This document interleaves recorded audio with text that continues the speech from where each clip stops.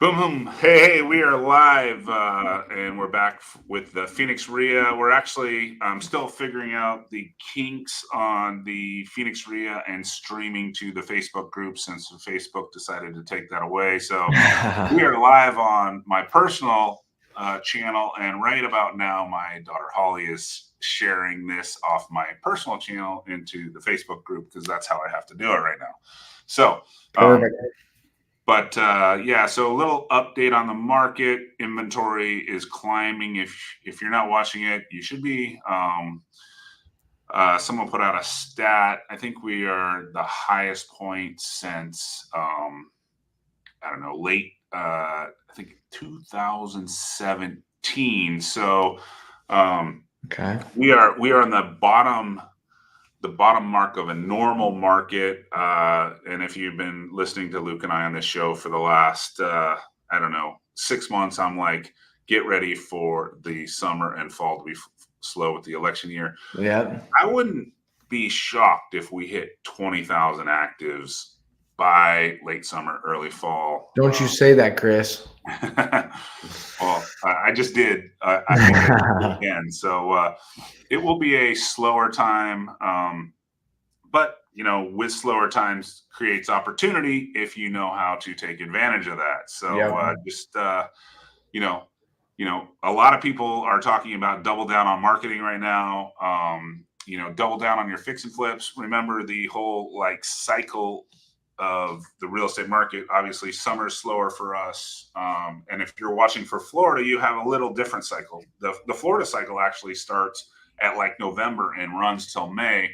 The Phoenix cycle is more like January and runs till like July or August. Yep. So Yep. different cycles of real estate. And but yeah, I mean, if you are a buyer, you should just work Luke down on his numbers. Come on, that's not true. That's not true. Don't do that. So anyway, just a little update on the market. Interest rates are still just cruising along, not really going anywhere. What are they at right So now, Chris? 6.5 to 7 right now. yeah, it's dipped. I mean, we climbed up to I think 775. I think we're actually still down in the low sevens. Yeah. But yeah, I just got locked in on a DSCR loan at 7.49. So that's that's actually not beautiful. bad for a DSCR. I didn't think so either. That's 75% loan to value as well on a multifamily. So I was Yeah, happy with that. yeah. So let's jump in. We talked about IRA funds Yep. just a couple weeks ago, and we had um, JP on here managing $3 billion. So what we decided to do is dive a little deeper into that subject on like how to raise money for fix and flips. And even if you're trying to raise money for your first deal, or if you're Luke and all you do is you're a machine and you fix and flip and fix and flip and fix and flip. Um, so you basically, let's talk about it. So you have two types of capital. You have your debt, like hard money Chris over here, right? That's your Yeah. debt. And then your equity piece is which you go get your money from your private lenders, right? Yep. Yep. Absolutely. So, I mean, I think a lot of people have a misconception that you can just, go get a hard money loan and not put anything down.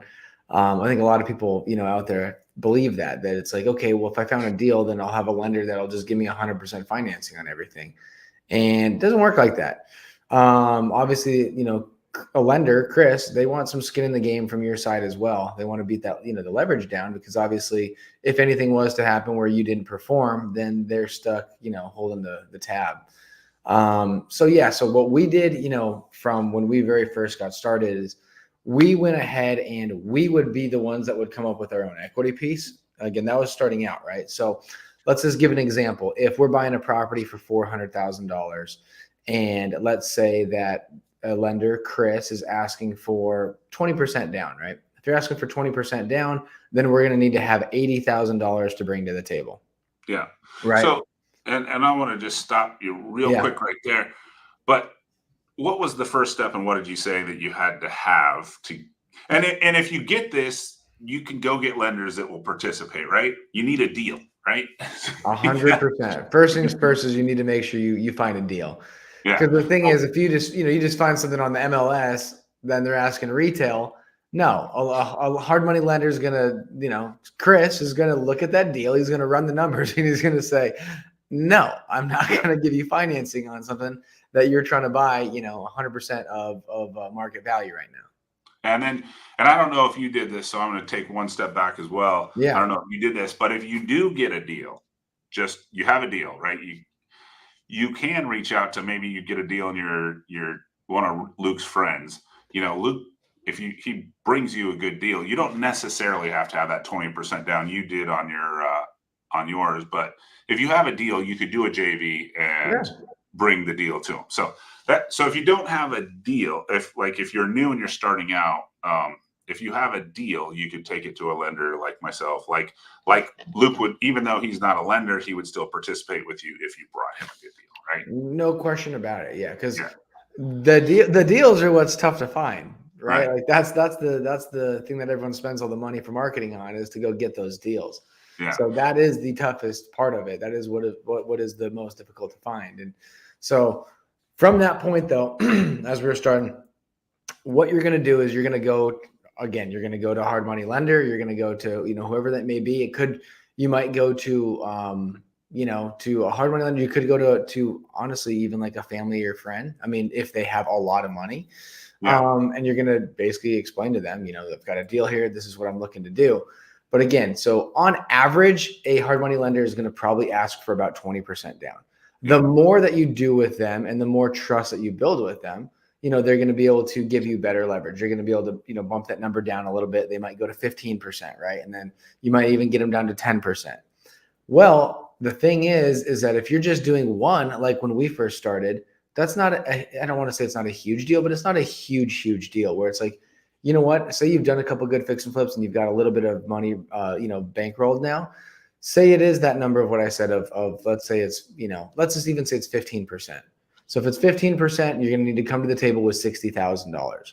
yeah, Now, a lot of times someone like Chris, for a hard money loan, if you're asking for rehab funds as well, depending on the deal, they'll give you rehab funds. They might give you, what are you guys right now, Chris? 85%? no, 75% on 75. rehab money. Okay. So Yeah, 75% on rehab money. So if you say this project needs $40,000 into it, then Chris is saying, okay, I'm going to give you a loan for 30. yeah, I'm going to give you $30,000 for the rehab. You're going to bring to the table the other 10 so that you can finish it off. And again, that's just strictly just, the smart thing to do for a lender because they don't want to get over leveraged. So what happens is as you kind of go down that line and you start taking on more projects, as you continue to grow your business, it's not as easy anymore to say you have 10 flips going, which I mean, I think looking at our board right now, I think we're back up to about 16 right now. That was the last time I looked. But it's like, so if you have 10 projects going right now, and let's say that you need 15 or 20% down to purchase every one of these, and then you also need another, 10% or even 15% of rehab. Because I mean, again, the more that you do, and the more you prove yourself, the better terms you're going to get. But when you're not at that point yet, they're not going to just give you some super amazing terms yet because you haven't proven it. So you start talking about having 10 projects where let's say the average is 60 grand. That's $600,000 that you need in your pocket just to close on these properties.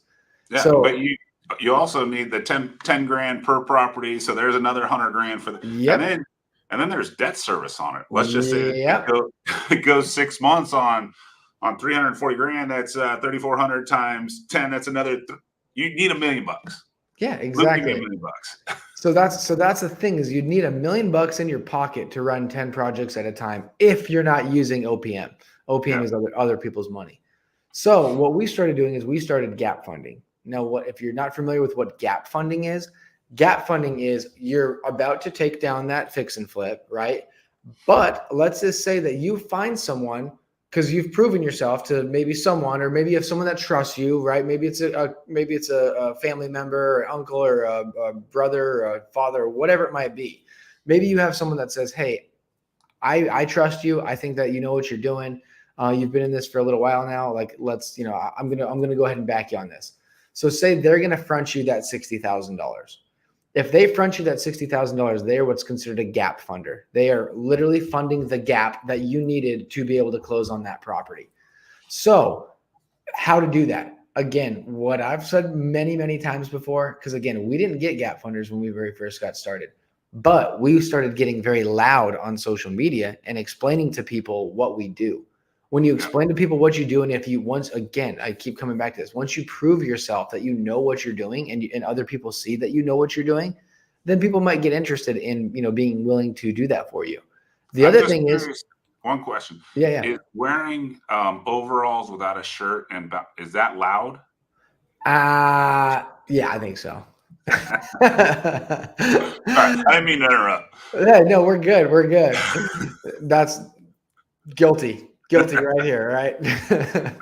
But yeah, no. So those are just things that you have to think about. Like I know a lot of people out there aren't super big into social media. A lot of people don't enjoy it. Some people do enjoy it, but that is one of the biggest reasons that we got super active in social media is because when you start showing people what you're doing and proving what you're doing, more people come out of the woodwork saying, "Hey, I'm interested. I'm interested in what you're doing. Like, I have money." I can't tell you how many people that are out there that you would have no idea have so much extra money that you would never imagine.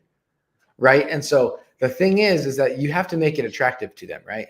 So by making it attractive, what we do is we will offer 1% of the purchase price. Okay. Right. So if we're buying it again for 400 grand, 1 point is $4,000. Yeah. And then we offer 12% on your money annualized. So annualized means over time, month to month. So again, say the total loan ends up being they put 60 down on the purchase price is 400. So your loan is on 340, right? Say your loan's on 340, and then let's just say Chris throws in another 30 for rehab. So if your loan's on 370, then 12% breaks down to be $3,700, right? Give or take $3,700 a month. Yeah. Right. So $3,700 a month is what you're paying, but you're paying that gap funder on what they're borrowing you, which is that 60 grand. So they're making $600 a month. So $600 a month is what you're paying them.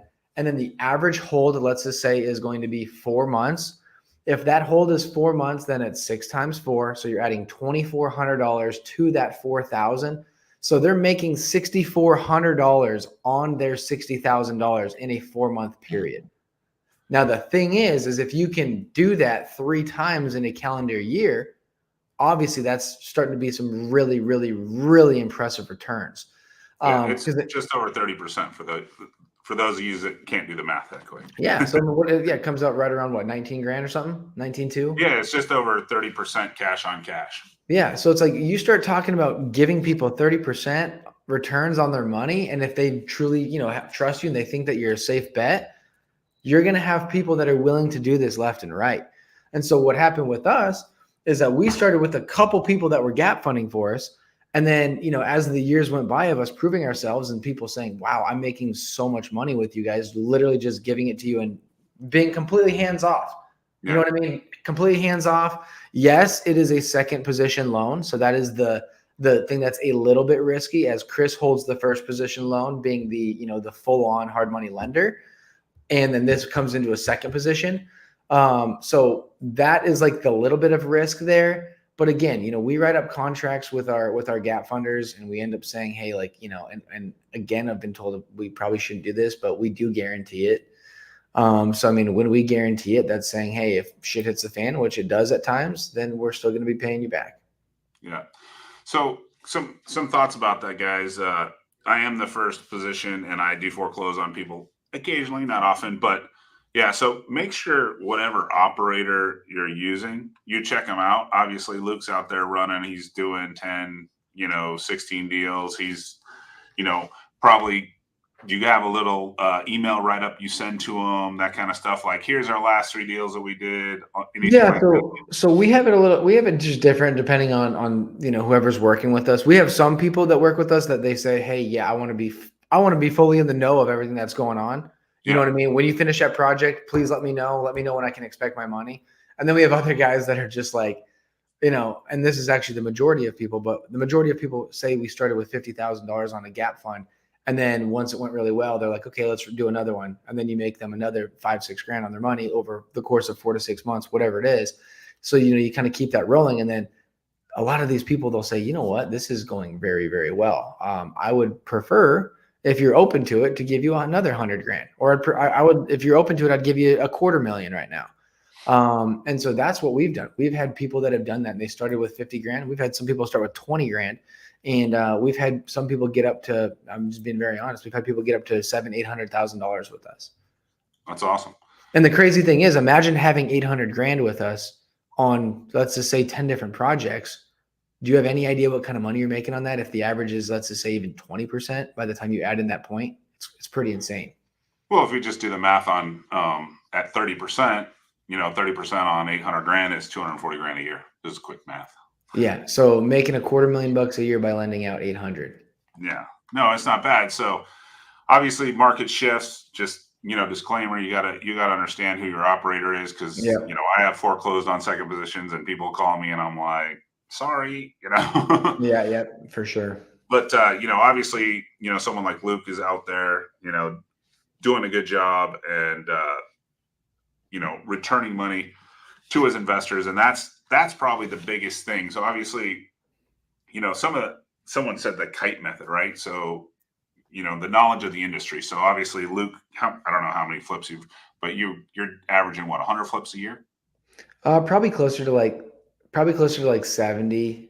Okay. Yeah, probably right around 70. Yeah, 75 flips a year. Yeah. And then obviously the integrity piece, like the return of the investment, right? Like, yep. Comes in, gets returned. Money comes in, right? So your integrity piece, and you probably saw, like, because I know this about my hard money business, is they're very hands-on.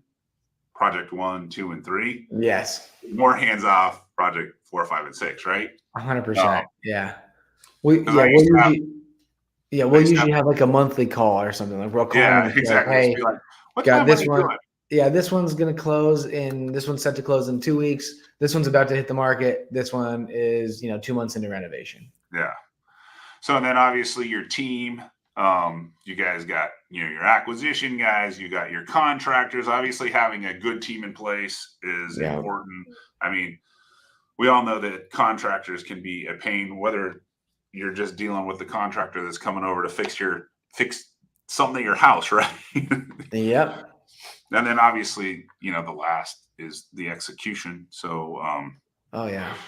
So obviously, Luke's doing it right, but let's just say you were starting out again. Like I said, having a deal, you can JV with people, bring them into the thing. If you get a deal, even if you don't have a deal, let's just say you can ask to reach out to a mentor or someone like that. Let's just say, Luke's your coach. You could be like, hey, can I, maybe can I follow this deal through the beginning? What'd you pay for it? What'd you do for rehab? Keep obviously all on spreadsheets. I'm sure you have a spreadsheet of every single house. Yeah, exactly. Yeah. give me all the numbers on it. And yeah, basically, like you said, just kind of shadow your way through that. Yeah. So then if you have a deal, you can be like, all right, should be the expected return. And just so you know, if you're filling out these spreadsheets, when you go to try to get what, I'm a hard money lender, you go to move up to the soft money lender and trying to reduce your rates, reduce your expenses. Having those spreadsheets is like, they're going to ask, hey, I want to see your last 3 to 5 deals, right? Yeah. So. No, absolutely. But I mean, the thing is, guys, is that, like you said, if you're kind of starting from square one, JVing is a great way to go. But again, I don't recommend flipping until you really get some money in your bank account. I really don't. Like, I highly recommend wholesaling your first 10 deals or whatever they may be, just to get you to that point to where you're kind of starting to understand how the process goes. And then, like Chris said, then jump in with someone who's doing flips and, kind of shadow it and say, okay, I kind of understand this now, but especially before you jump in on your own. Because the other thing is too, is like Chris said, your debt service. Like, if you're not setting aside money for your debt service, and let's say you've got a mortgage and you're already running things kind of tight, and you forget that, oh, wait a second, I've got my payments I have to make on this thing. And that payment's, like we said, $3,400, and say that project runs you a lot longer than you expected because you don't have your contractors in order. Let's say it runs you 6 months. I mean, just like that, you better have had another 20, 22 grand just to put away for debt service on top of the rest of your bills and everything. So that's why I really do recommend wholesaling a decent amount before you get into fix and flipping. And that's in all honesty, that's what we did. We wholesaled quite a bit before we started flipping. And then once we started flipping, we kind of started building out the team, started building out the contractors, the different subs, and for us, the big hire was the project manager. So I mean, those are just the different things that you really need before you're going to be able to run a successful flipping business.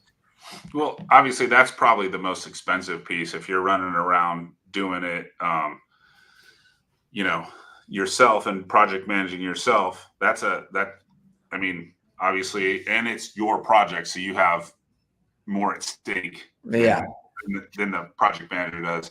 But then you also have to look at some point when you grow or scale big enough, you know, what's your best use of time? Is your best yeah. use of time being a project manager? Is your best use of time running your business, right? Oh, So, 100%. Yeah, no question about it. No so question about it. cool. What other ideas? So, you know, going back to the beginning of the show, we had JP on last week. You got to remind people that some of their IRA money is at use. Do you guys use any IRA money currently? We don't. No, we don't. We haven't at all. I know it's obviously really smart to do that. We just we've never done it. We've never really talked to people about it either.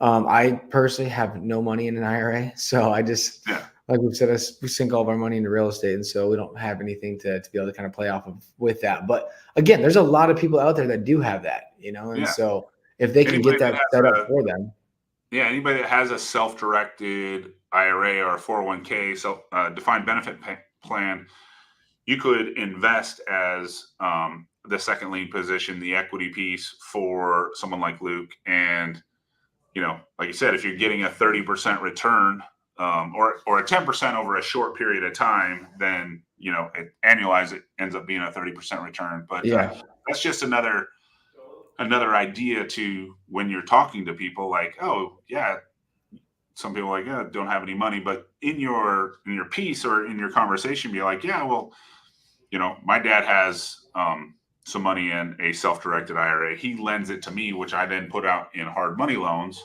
But you can use retirement funds as well to invest as right, well. right.